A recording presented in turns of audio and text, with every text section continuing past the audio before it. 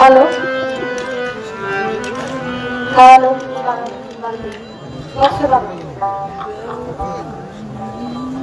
আমাদের উভয় শিল্পীর বন্ধুরা প্রার্থনা শেষ হওয়ার পর আজকের গ্রাম কমিটি থেকে পালা দিয়েছে গুরু এবং শিষ্য। বাংলাদেশের সুনামধন্য গায়ক জহির পাগলা শিষ্যের পালা থেকে গান করেছেন, কিছু কথা রাখলেন। বাংলাদেশের মধ্যে অত্যন্ত ক্ষুদ্রতম গায়িকা আমি মুক্তা সরকার। আমাকে যদিও পালা দিয়েছেন গুরুর পালা, সেই ক্ষমতা দক্ষতা যোগ্যতা আমার নাই গুরু হওয়ার, যদিও তারপরেও পালা ক্ষেত্রে গান করতে হবে। মূলত গুরু আপনারা, মূলত যে দরবারে এসেছি, যার গোলামি করার জন্য আসছি, মজিদ শাহ কাদের মোল্লা, ওনারাই হলো প্রকৃত গুরু। গুরু আপনারা। আপনাদের না বলা কথাগুলোই আমি আমার মুখ দিয়ে বলবো। গুরু শিষ্যের ভাবের পালায় প্রথমেই একটা গান করলেন, তোমার কর্ম কেবল আর কিছু নয়, আঁকা আঁকি মোছামুছি দেখে আমি তাজ্জব হয়েছি। গানটা মূলত জীবের গান। এই জীবের পালাই গানটা করা হয় বেশি। এটা কাকে বলা হয়েছে? আল্লাহকে বলা হয়েছে। তোমার কর্ম কেবল আর কিছু নয়, আঁকা আঁকি মোছামুছি দেখে আমি তাজ্জব হয়েছি। এই দুনিয়ার আঁকা আঁকি মোছামুছি শেষ হলেই প্রত্যেকটা মানুষের বিদায় নিয়ে চলে যেতে হয়। যতদিন আছি ততদিন আঁকা আঁকি চলতেই থাকবে, তারপরে একদিন সবকিছু মুছে যাবে। এখন প্রশ্ন আমার কাছে কয়েকটি।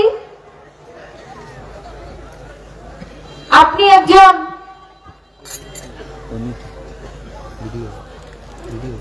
হাত পা আছে আপনার, আপনি একজন মহিলা, আপনার মতো আমার মা, আমার দুই মেয়ে, আবার আমার ঘরের স্ত্রী। তা আপনার মধ্যে গুরু কোনটুকু? গুরু কোন পুরুষও না, মহিলাও না, নাকি? গুরু কোন পুরুষও না, মহিলাও না। আপনি যদি আমাকে গুরু মানেন, গুরু যদি মানেন, গুরুকে সবার সাথে এক করা যাবে না। গুরু তো গুরুই। আপনি যদি মনে করেন আমিও গুরু, আপনি যারে বিয়ে করছেন সেও আপনার ঘরের স্ত্রী, দেখতে দেখতে মানুষ হলেও কিন্তু গুরু কিন্তু কখনো কোনো মানুষ না, গুরু হলো একটা সত্তা, একটা পাওয়ার। যেমন চেয়ারম্যান, ওনার নাম থাকে একটা, উনি যখন নির্বাচন করে যখন তারে পাশ করানো হয়, পাশ করানোর পরে একটা আনুষ্ঠানিকতা হয়, আনুষ্ঠানিকতার পরে হলো উনি হলো চেয়ারম্যান।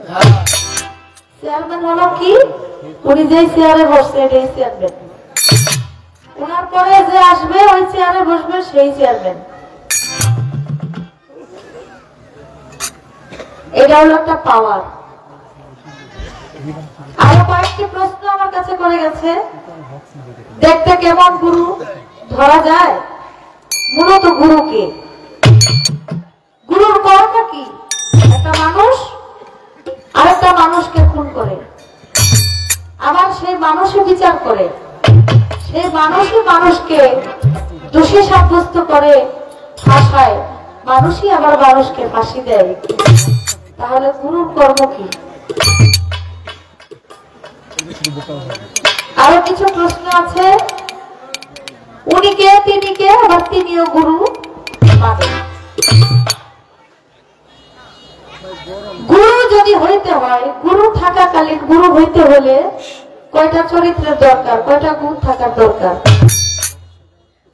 আপনি যদি আমার মাঝে থাকেন তাহলে এত জোরে ডাকতে হয় কেন? এই কথাগুলোর জবাব আমার দিতে হবে।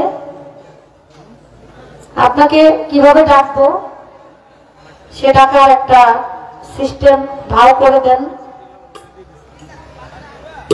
আমি বলবো, একটা গান আগে করে